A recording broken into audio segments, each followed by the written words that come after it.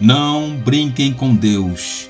Autoridades brasileiras estão tentando imprimir uma perseguição religiosa em cima dos cristãos brasileiros. Ministros do STF estão decididos a proibir a realização de cultos nas igrejas evangélicas e missas nas igrejas católicas. Mas mexer com a noiva de Cristo é provocar a ira de Deus. Deixe-lhe contar uma história que aconteceu há muitos anos atrás. O banquete do rei Belsazar. Certa noite, o rei Belsazar da Babilônia deu um banquete, convidou 1000 autoridades do país e começou a beber vinho com os convidados. Depois de beber bastante, mandou que trouxessem os copos de ouro e de prata que Nabucodonosor, o seu pai, havia tirado do templo de Jerusalém.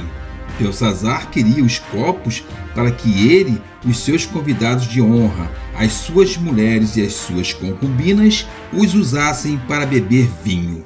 Trouxeram os copos de ouro e todos começaram a beber vinho neles e a louvar os deuses de ouro, de prata, de bronze, de ferro, de madeira e de pedra.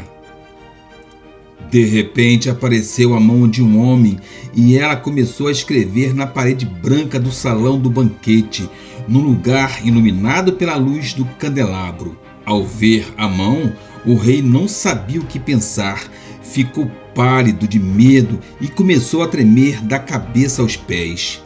Depois, gritando, ordenou que chamassem os adivinhos, os sábios e os astrólogos. Logo que eles chegaram, Belsazar disse: "Olha, aquele que ler o que está escrito na parede e me explicar o que quer dizer, será vestido com roupas de púrpura, receberá uma corrente de ouro para pôr no pescoço e será a terceira autoridade mais importante no meu reino."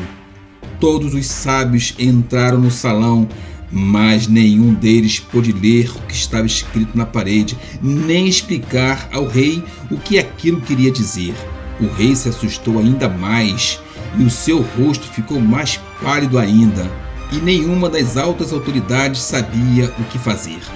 Então, a rainha-mãe, que tinha ouvido os gritos do rei e dos seus convidados de honra, entrou no salão e disse ao rei: "Que o rei viva para sempre!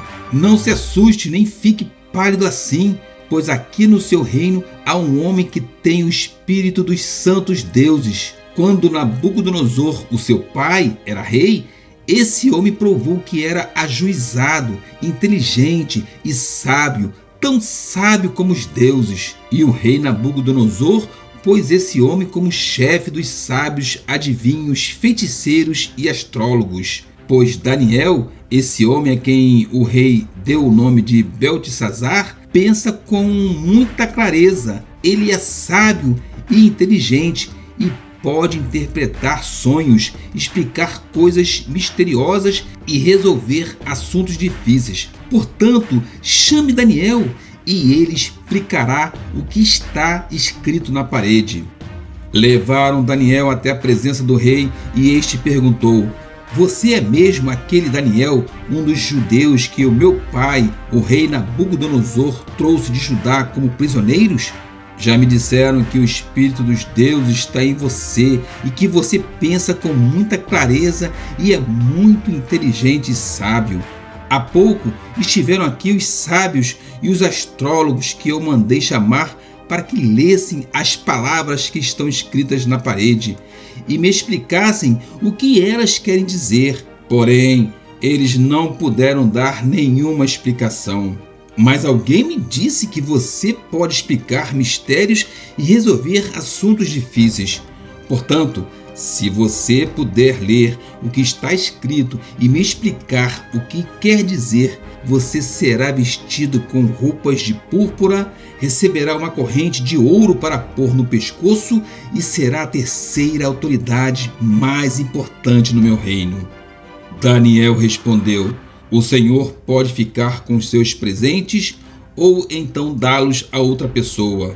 Mas mesmo assim, eu vou ler as palavras que estão escritas na parede e vou explicar ao Senhor o que elas querem dizer.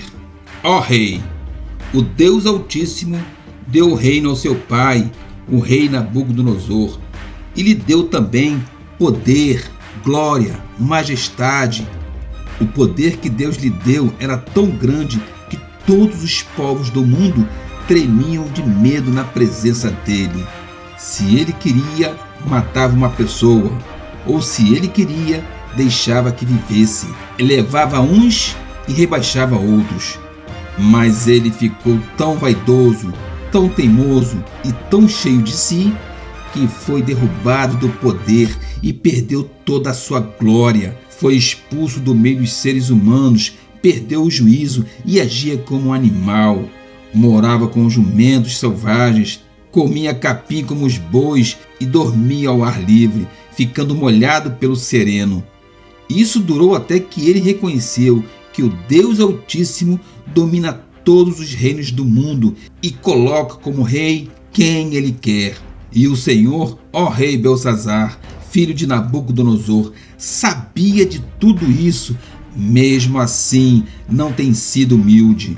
Pelo contrário, o Senhor desafiou o rei do céu e mandou trazer os copos que foram retirados do templo dele, a fim de que o Senhor, os seus convidados de honra, as suas mulheres e as suas concubinas bebessem o vinho neles. Além disso, o Senhor deu louvores a deuses de prata, de ouro, de bronze, de ferro, de madeira e de pedra, que não veem, não ouvem e não sabem de nada.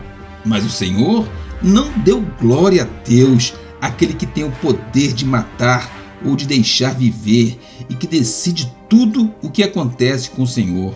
É por isso que ele mandou essa mão escrever na parede estas palavras: Mene, Mene, Tekel e Parsim. E agora a explicação.